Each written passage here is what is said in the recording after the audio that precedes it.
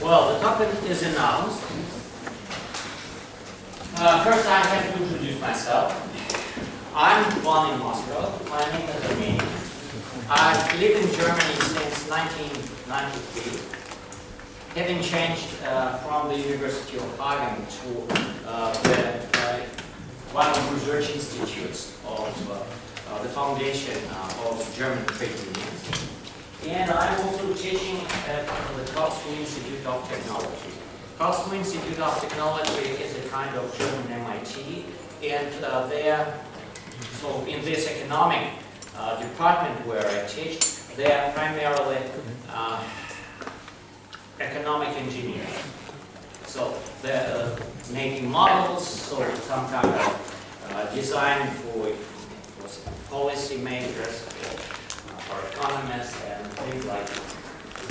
The motivation of this study is very clear. In fact, it is not me who gets me here today, but our former institute director. We have a collaboration agreement with the laboratory that organizes this meeting, but suddenly she decided to quit our institute, and not having announced it one day before leaving. And she had to prepare a talk, not only for this meeting, but also for the forum that our institute organizes each year at the end of November. And 1 year before, in 2015, the topic of this forum was inequality. So very topical thing now. And she called me and said, Andranik, so can you prepare for me something sensational? Yeah, well, I was working with things that has absolutely nothing to do with inequality, but I have recalled a well-known quote from Oscar Wilde. Somewhere he wrote or said that I always take my diary to the train. It is very nice to have at hand something sensational. Well, and following this pattern of thought, I started to look through my notes, and I found indeed a very sensational note. So, but first I would like to show you, maybe you know what is Gini coefficient. So I had to learn it first before I started to do this work, where the most practical thing as a mathematician, I found my studies in political economy, which was not very much so encouraged us in the mathematical faculty of the Moscow University. But that it turned out to be very practical, because I was very much influenced so in this work by the Marx labor theory of labor. Well, this is so the Gini curves, which show indeed that there is some rising inequality in the countries here. These countries here are G7 countries: Canada, United States, for European countries, Italy, Germany, France, United Kingdom, and Japan in Asia. So, generally growing inequality here, and there are two types of curves. The solid curves are the after transfers and taxes. And with this dashed curves, these are before taxes and transfers. So these are, so to speak, the net income, and this is so real income. So this is market income, and this is so income after so this state intervention. So well, before so this topic of inequality became mainstream in economics, I have seen rather young Thomas Piketty, who came from the United States, having left the career of economic theorist at Harvard. And she moved back to France, saying that there is nothing to do there, because they are doing only so filling their shelves of books and so prominent journals without doing any so real work. And that was very surprising for French people who are most fascinated by the visions of the United States. He became known just for his book, not due to his contributions. But he has kept his work, and he started to create the database of top earners, together with his colleagues at the University of Paris. You may know that there are several. After the Youth Revolution of 1968, the Paris University was divided into many universities. So Paris 1 to Paris 9, they are located within Paris, and there is about 6 universities in the suburbs. And he is in the Center for Political Studies, and he has created with his colleagues very known now the top income database. Well, and in 2013 he published first the French version, and 1 year later it was translated into English, translated as Capital in the 21st Century.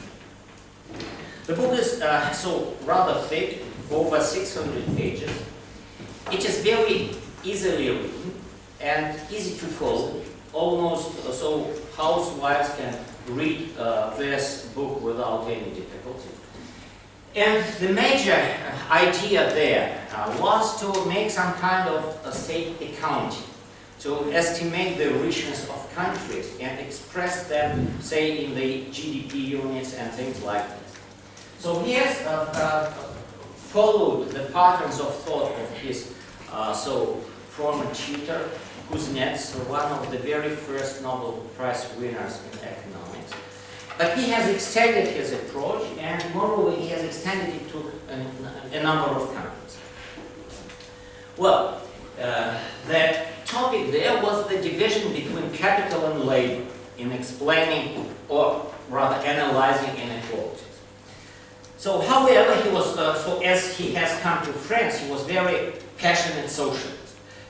He gave talks about inequality and top earners, but the book itself, it is also very passionate, but there is a kind of indirect justification of inequality, because you may understand from the book that now the accumulation of capital results in that the capital is becoming the major motor of development, and correspondingly the capital owners and capital managers who decide how to use the capital most efficiently are merit to get higher income.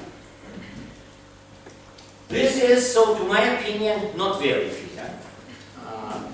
And so, as I work for trade unions, we have discussed it a little bit with the conclusion that the capital is becoming more advanced, but labor has also to be more advanced, because to use, for instance, this sophisticated equipment, you need more skills, more knowledge, more responsibility, and so you shouldn't underestimate the contribution of modern labor in the modern production. So what is here the critical issue? There are some industries where the division between capital and labor is likely not that changing, as for instance in manufacturing, with computer-aided design, with computer aided production lines, in logistic with optimization model and things like that. And here I come to the sensational note I have found in my observations. What happens to housing prices? One day I was in French Normandy, where one real estate agent told me such a story that now the villas of the rich are purchased almost exclusively by super rich foreigners. The rich purchase the houses of the middle class. The middle class purchases workers' houses, and workers cannot afford own housing, and stay in rented apartment for the whole life. Or to put it in another way, the housing purchased 40 years ago by middle-class families with one earner now are only affordable for middle-class families with two earners. Strange to me was that in fact, so in construction, there is no real increase of the impact of capital, because the fraction of manual labor remains more or less the same. It is again not as so in internet technologies or somewhere. So and therefore this is not normal, because the productivity grows in many domains, not here, but those who work more productively have to earn. So the purchase power of earnings should also rise. The second observation is some kind of disillusioning well-being growth. Namely, in the 80s, a minimum salary was highly sufficient to purchase a personal computer. In 2016, 4 much better PCs are affordable for the same minimum salary, and this creates an illusion of growing value of own labor. In fact, due to innovation, that is, productivity growth, the amount of labor embodied in 4 modern personal computers is smaller than that in one PC 30 or 40 years ago. And we conclude that the labor return from the labor rewarded with a minimum salary decreased, contrary to a growing purchase power of a minimum salary. So I would like to be clear here at this point. So if you have some doubts here, so please ask me questions right now. Because now I'm coming to rather specific things. Well, okay. What do you want? You are convinced, I suppose.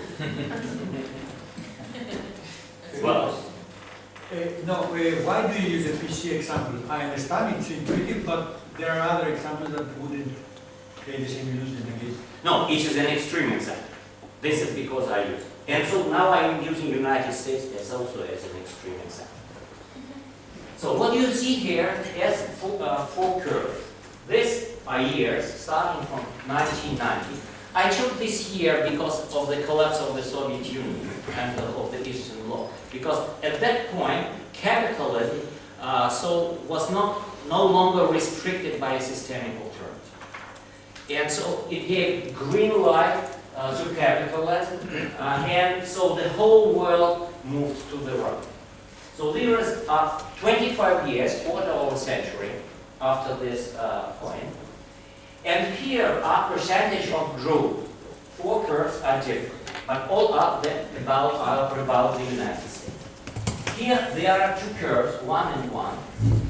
This is for the United States consumer prices index, and the United States U.S. index of hourly earnings in manufacturing.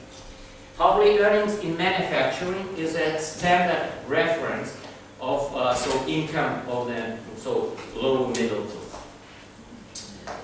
Well, what we see here, that the prices grow, that there is the same parallel increase in the salary, but the purchase power here is exactly the same as here. So, on the average, that means that in these 25 years, there was no increase in the real income. You asked doubt. No, just how would the curve look like when you plug in the U.S. salaries of managers of... No. Now we are speaking about this. So we'll come to this issue.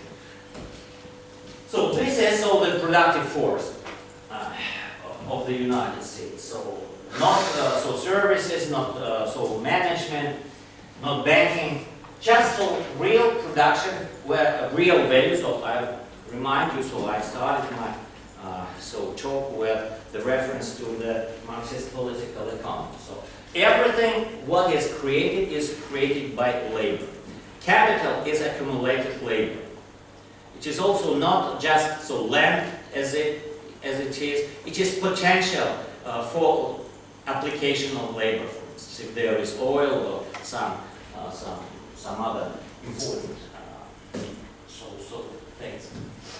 Well, and this parallel development goes absolutely in line with Paul Krugman's article in the New York Times in 2006. As far as I remember, it was 8 September, where he wrote that indeed, so the middle class has increased its wealth during the preceding 30 years by 1% a year, mainly due to savings, but the top percent has increased it with the factor of 2, and the top 0.1% with the factor of 5. So it is to your question. But now we are speaking about the middle class, which has, in fact, no progress in the living standard. Well, here is the productivity curve. Here in 25 years, so it is a productivity without impact of inflation. So it is pure productivity. It was increase was by factor of 1.5. And this curve is the price for housing. Price for housing for single-family houses that are also on Manhattan or in Beverly Hills. So it is just standard housing prices all over the country, where the rent was not so that important. And when you see that there is increase in productivity, the housing prices compared to the real income should be somewhere here, not above these curves. And this shows that, in fact, here, so the housing prices, and so my previous note about the prices is not enormous. He explains that the share of capital here, without any real impact of capital, has significantly increased. Well, when you are more productive, you can earn more money, you can purchase something, and in this case, your subjective feeling of what you can afford grows. But this is not fair with regard to the growing productivity. And when the productivity grows, but you, for instance, with factor 2, and your purchase power of your earnings grows also, but with factor 1.5, where is the difference? And this is, the difference goes to the top managers, to the owners of capital, and so on. And this explains what not only the inequality grows, but also why the number of very rich people grows. This is also surprising. So Russia gives, for instance, this a good example. So I remember the town of Düsseldorf, where I'm living, has the biggest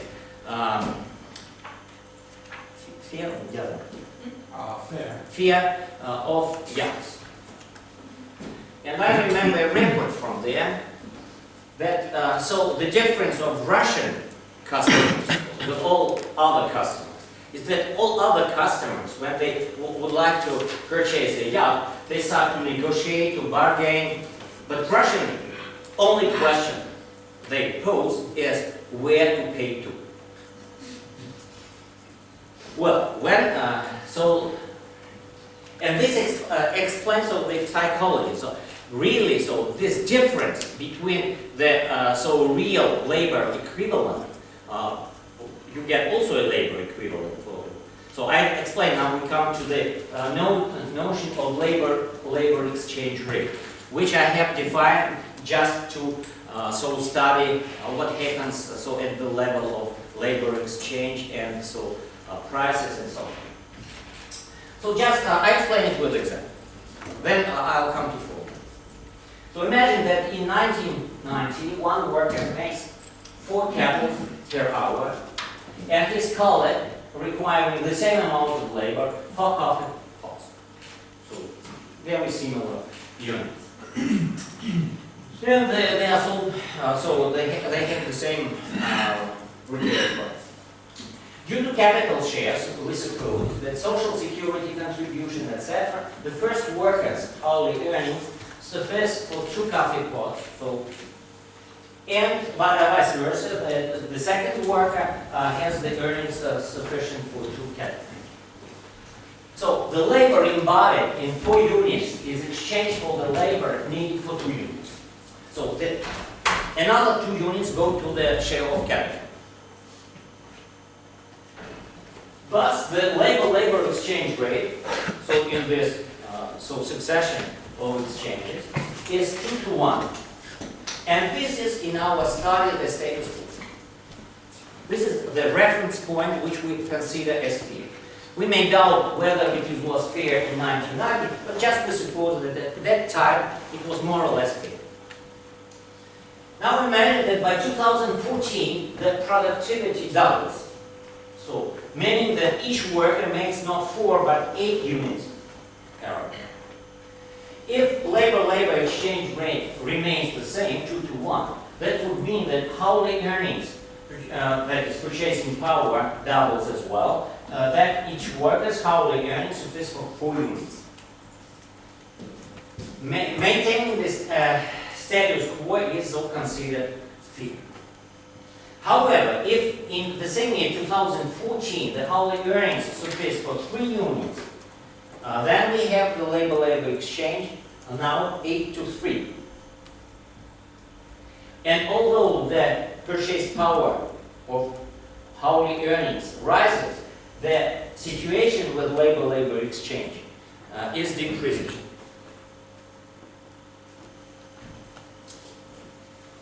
Well, how it can be. So now we come to real statistics, how to make an operational model of all of that.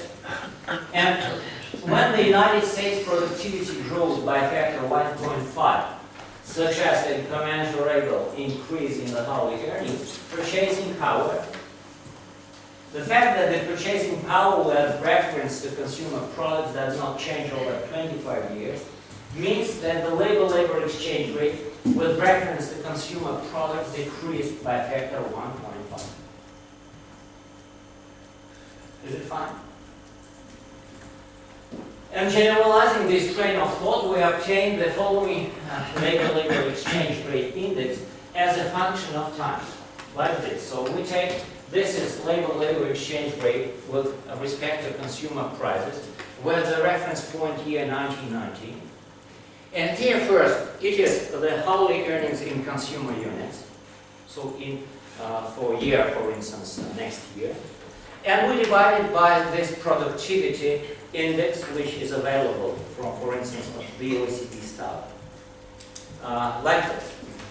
And we can decompose it further. So hourly earnings in 1990 divided by consumer prices. So this is another function of time, and divided by productivity. So we replace this with this fraction. So in fact, you can start reasoning with using idea of units. So how many units can be purchased? So like in this example. But then you easily come to indices. So you don't really need the prices of units. You only need the proportion in increasing prices or in productivity.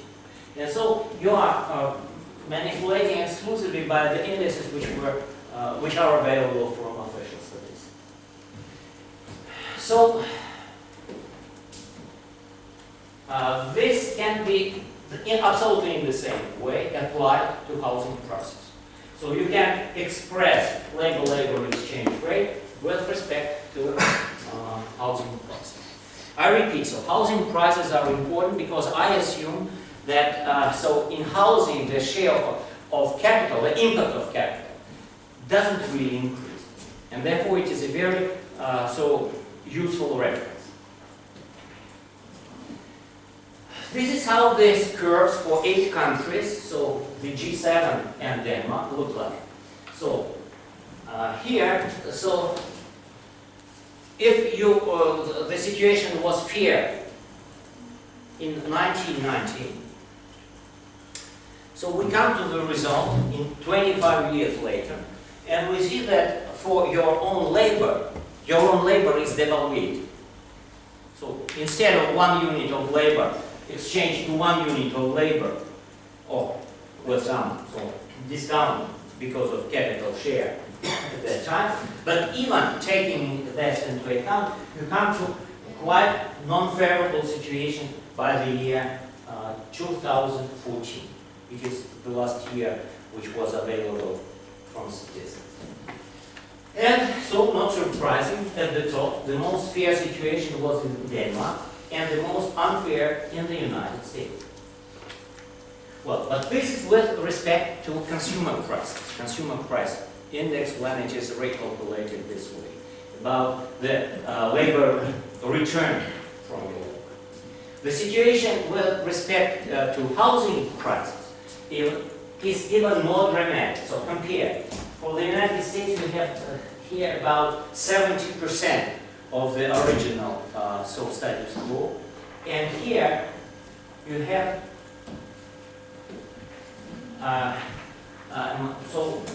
below, so almost 60%, a little bit more. Well, these curves say something to economists, but very little to common people. So I can confirm it from my wife's experience. When she saw these curves, I was very proud of getting this picture. She sees it there. And what? And what is called the following? A non-paid percentage of working time, assuming fair pay in 1990. What we see here, for instance, for Denmark, so with reference to consumer prices, this has even become a little bit more favorable. So, in fact, 1% of working time is paid more than at that time. But 12% of working time is not paid. That means the decline of this curve with regard to housing prices. But in the United States, the situation is much, much worse. So even with regard to housing prices, 37% of working time is not paid. And with regard to consumer prices, 33%. 1/3 of working time is not paid. Respectively, the income goes to top earners. So this is the income of the middle class. So these are for other countries. So Germany is here, somewhere in the middle. In Canada, you may see, for instance, the situation with housing is a little bit better than in the domain of consumer prices, but still the degradation everywhere is seen. And finally, you can convert the percentage of working time not paid into real salaries. For this purpose, you need only to link the indices with some statistics of one particular year and recalculate everything in terms of euro, for instance. And this is the last table. So what you have here, for instance, so let us say, again, the United States. This is the actual pay for 1 hour of work in manufacturing, €10.42. And so by it increased by 18, almost to €19 per hour. This is the actual situation with actual work done, but earnings. But when we take what it should be, so you remember that 33% not paid with regard to consumer prices, and 37% of working time not paid with regard to housing prices. You get here that instead of this, an American worker had to earn something like this. And the difference is taken away for some urgent needs of owners and managers. How do we know that this money are going to the top earners? But where do they go to? Are they produce the total? Sorry? Is that money the difference, 30 minus 18, so 12? Is this part produce the total? In other words, does your model account for technology that might alter the productivity over time? Both productivity is inside. Yes, but how about the No, technology of change? course. I agree. The So share you of can, labor. of course, criticize that not everything is taken into account. Of course, every model is not perfect. I just here explain some kind of scenario. How the productivity works within the model of a share, changing share of capital and labor.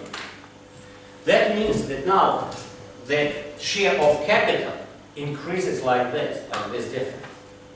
You can say, well, it can go to taxes, to infrastructure. For instance, in Denmark, there are much higher taxes.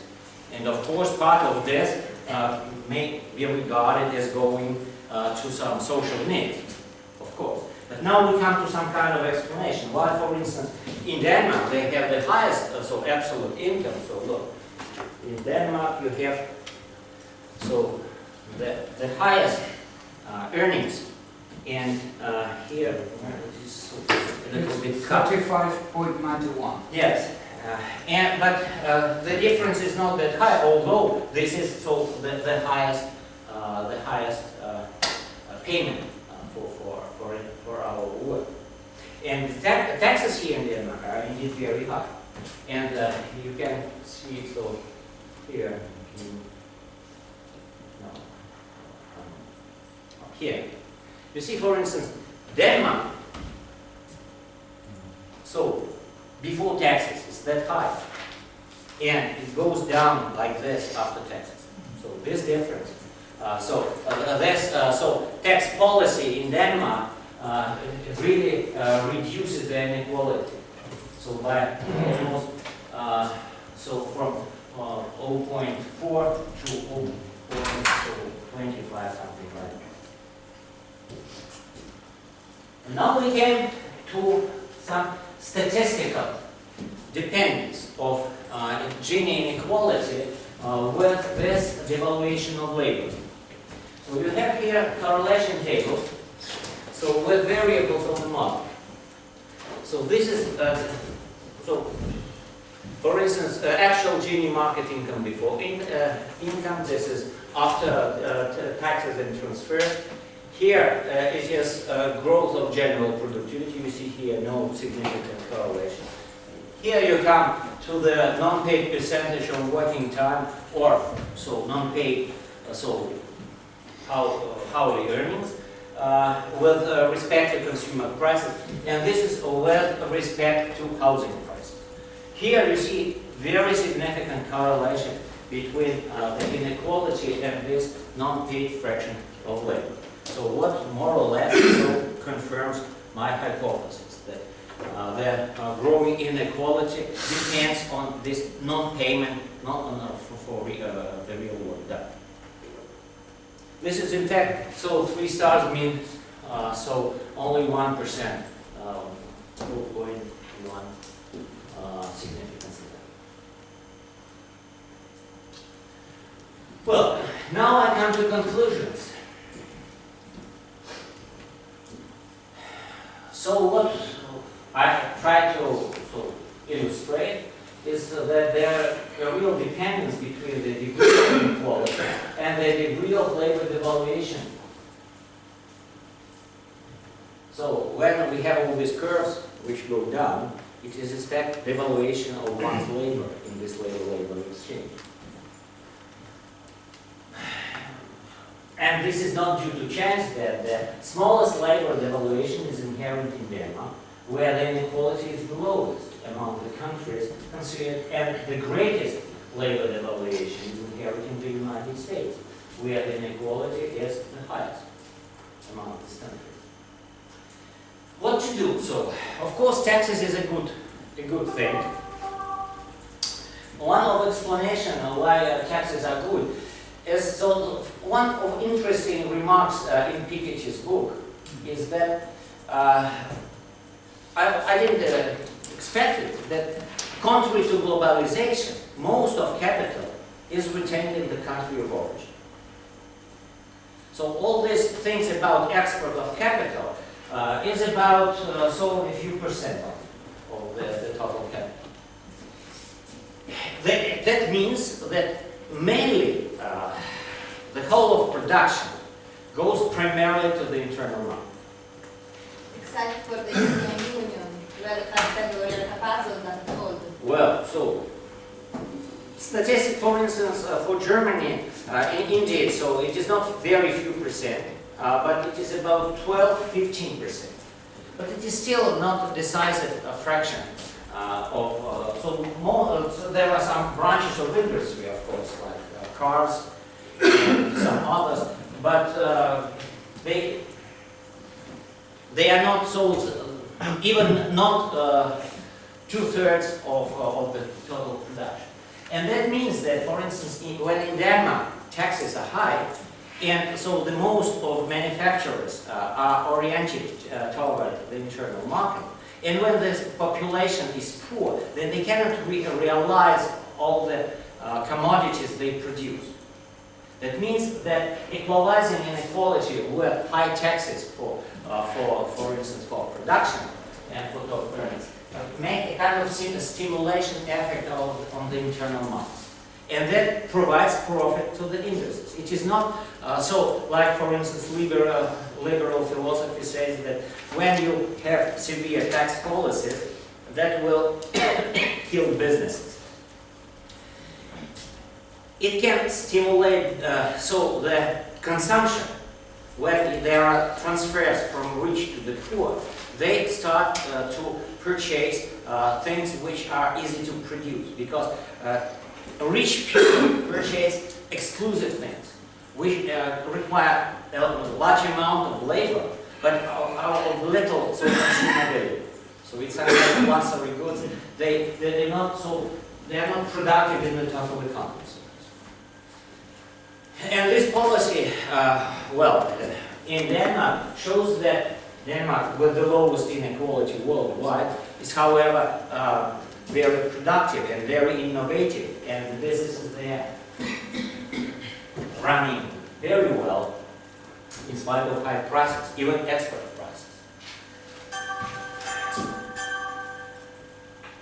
So, and what can be suggested also besides this? So, I'm thinking now about one kind of theory showing that if there are several groups and each group has some internal Gini coefficient, the society composed of these groups should have their Gini coefficient not higher than the highest Gini coefficient of this one of these groups. So, and this conjecture is just not proved yet, but I have some ideas how to prove it. So that we can make more or less obligatory to keep the Gini coefficient within firms not higher than the Gini coefficient in the whole of the society. And that will keep the total Gini coefficient keep from not rising from. This is some additional thing. And this can be also regulated also by taxes. So for instance, the firms where this internal Gini coefficient surpasses this limit, they can be paying fines in the form of higher taxes. And firms that lower the internal Gini coefficient is maybe become some tax bonuses. In fact, some interesting study was published recently about the subjective perception of inequality within firms. So generally, people strongly underestimate the inequality within firms. For instance, when people ask what is the difference in your firm between the top manager and regular worker, they say well, about factor of 10, but in fact it is with factor of 15. And so this is, of course, it's not made always public. And so people still think that they live in a very fair society, but it is not. And so with this kind of model, I'll try first to reveal it in a more or less explicit fashion. So showing that people are really underpaid, and 25 years is a very short period, in fact, historically. And if in this quarter of a century, your labor is devaluated by 30%, which is huge. And it gives no chance of equalizing inequality. So that's it. And so there is very first text about all that. So one copy is here, but it is downloadable from internet. So since it is my very first intervention in this domain, so all critics, comments, suggestions are cordially welcome. So thank you for your attention.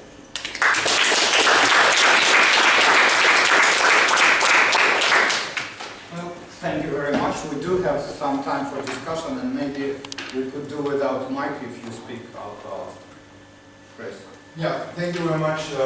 That's really, really interesting. Also because of the policy implications and the specific suggestions you are making. So I have 2 points. One time I hear from people who analyze the inequality trend, the major driver is a change in the nature of the economic activities as we move into the new economy, into the knowledge society, that it is inherent in the nature of how we produce today that this must have happened. An alternative explanation is simply reflecting the loss of bargaining power on the side of the trade unions because of the downfall of communism, globalization, and stuff like that. That story seems a little bit more to speak to the latter variant, that it has to do with the erosion of bargaining power on the trade union side, and lots of members, of course. But you have measures here. So I was wondering, this is my second, so this was more a comment. The second one is really a question. I found it really, really fascinating how you make these calculations related to the consumer prices and the housing prices, how much of a percentage of devaluation there is, or of unpaid work, so to speak. And you do this on the basis for the entire economy. Is it technically possible to make this calculation for every company? Because then you could say, we tax the devaluation directly. So a company that devalues more, so has more unpaid work, will pay more taxes. And this is where we go. I mean, that measure will go in the same direction as what you are suggesting. I just wonder if it would be a more direct approach. Well, so here, macro data I used. Yes, so if you use micro, data, I think it's feasible. But the major problem here is that relations, for instance, of us as, say, policy analysts and policy makers is that, first, policy makers do always the same errors and they don't want to listen to policy analysts. Second point, so I have very funny and frustrating experiences with doing works like this, but for trade unions. When you are showing some work where you show that trade unions have a large room for improvements, they don't recognize this work because they show that they are not performing well. They want to hide this immediately. Secondly, nobody would like to be replaced by computers, by models and things like this. So they don't like transparency, they don't like any, also indirect criticism. And so at this moment, I'm not sure that trade unions, even in Germany, where the situation is not that bad as in the United States, will be happy to receive those results. Yes, please. I was wondering whether it would be not the case to introduce somehow also the financial markets. You also consider the house prices and keep in mind the subprime crisis, no? Otherwise, probably this model is to be very theoretical. Somehow you should consider also the financial market, since the firms are actually shares or bonds. Well, so I'm not ready to answer that, so to comment. No, on no, this it's a issue. question, and it's not really a question, it's, I was thinking about this, especially because you mentioned the house sector. No, you see here, I have, so to speak, designed a kind of instrument, how to analyze where this income surplus for top earners comes from. So generally, so the productivity in the inequality models, as far as I'm aware, I said I'm not so specialist here. Productivity was not considered. There were some other divisions, share of capital, share of labor, and so labor generally is paid at the lowest level to keep the regeneration of labor at a more or less decent level, more or less. So nobody will pay just for real improvement of living conditions. So if you can raise your kids, if you can go to doctors, also good doctors, so if you can have 2 vacations per year and to fly, for instance, to the south, it's fine. So workers don't need extra money. This is the position. Okay, my question is, how do you measure the capital? I'm not an expert, so it's I'm not a question. measuring capital. No. So what we are speaking here about is only that the share of capital without any reason increases drastically. For instance, in housing. So this is almost the same production process as 25 years ago. It is not the case, for instance, in car industry. But in construction, it is almost the same. And that means that the share of capital should be retained at the same level. But what we have seen here, it is not the case. Meaning that the share of capital without any additional investment, so to speak, increases just because productivity in the society grows. Yes, Francesco.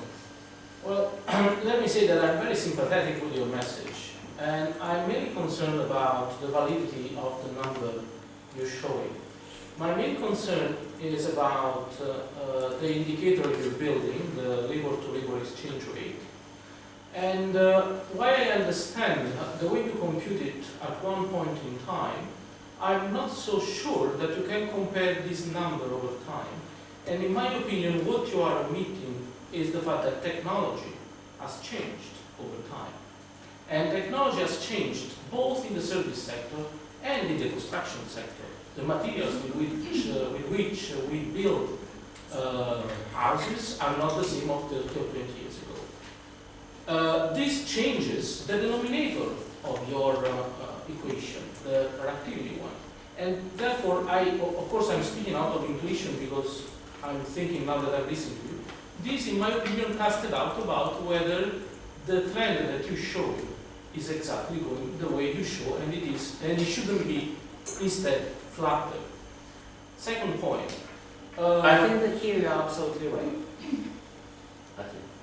Okay, well, another point. I have found out about the trend of housing prices. I understand that you've taken those numbers from the OECD, but I was a bit surprised because as far as I know, the downward trend of the housing price in US should start in 2008, while your trend starts in 2010.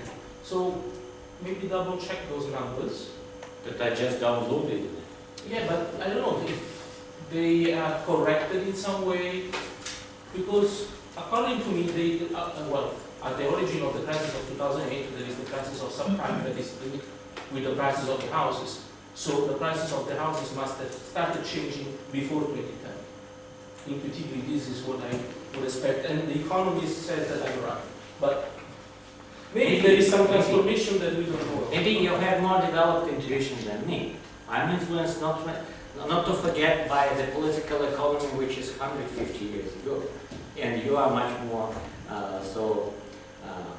more modern in this respect. So I'm thinking always about this labor theory of value, and so you ask me. And I'm trying to introduce this productivity, and you are right. So there are no materials. So for instance, for Canada, there are some so singularity, I would say, in the results.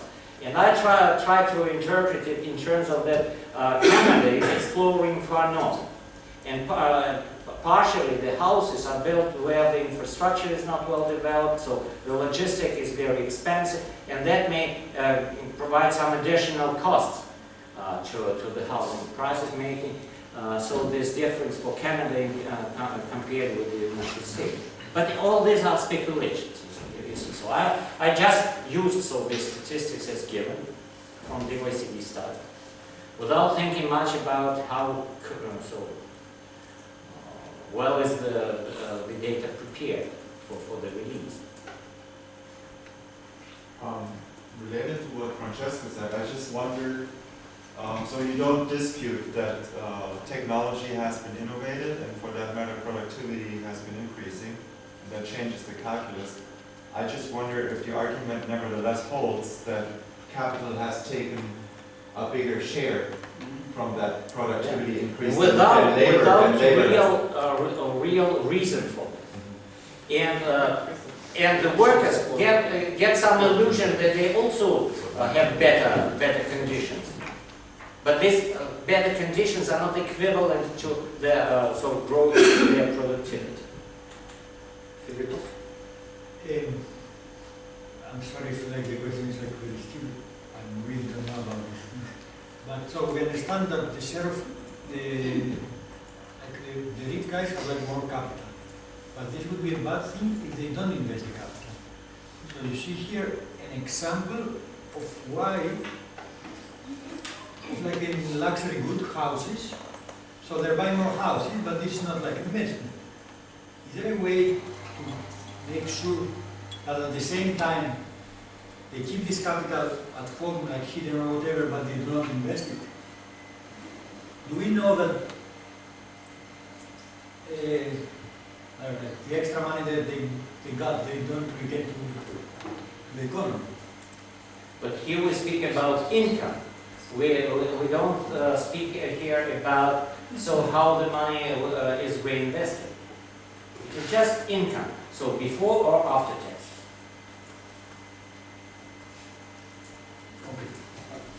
Yes, please. Would you identify yourself?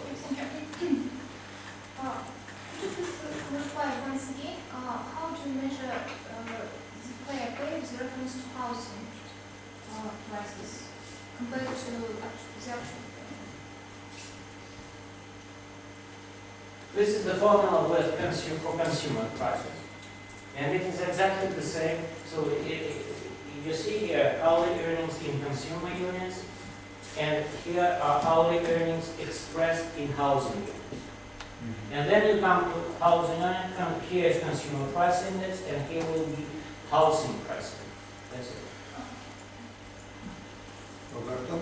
Yeah, thanks for the presentation. I enjoyed it. It's very sympathetic to the general exercise. One thing it seems to me is that we already have all of this data. So, I mean, there's very good comparative data on, first of all, wages as a share of GDP, so returns to labor. And there's very good data for a lot of countries over time on dividends, interest, and retained profit as a share of GDP, so returns to capital as a share of GDP over time. And it's all in Piketty's book as well. I mean, it goes into quite a lot of detail on so we already have actually very, very precise figures for changing returns to capital and to labour. So I don't know, but the added value of this additional metric, I think, needs to be argued through a bit more. What is your question? My question is, what do you think this metric adds to the existing data? Chilio asked you a question. I didn't think about it at all. But now I have a stimulating point. Even if I don't understand your question maybe completely. But still, okay, I'll think it over. Thank you.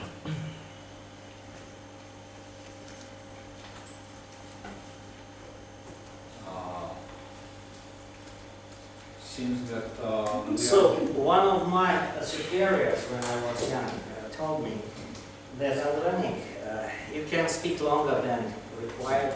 You can even steal time from other speakers, but you never have to surpass the limits of the beginning of the lunch, break, or reception. Okay, and thank you. So our Anna has some announcements. Yes. Very short announcement. Tomorrow we will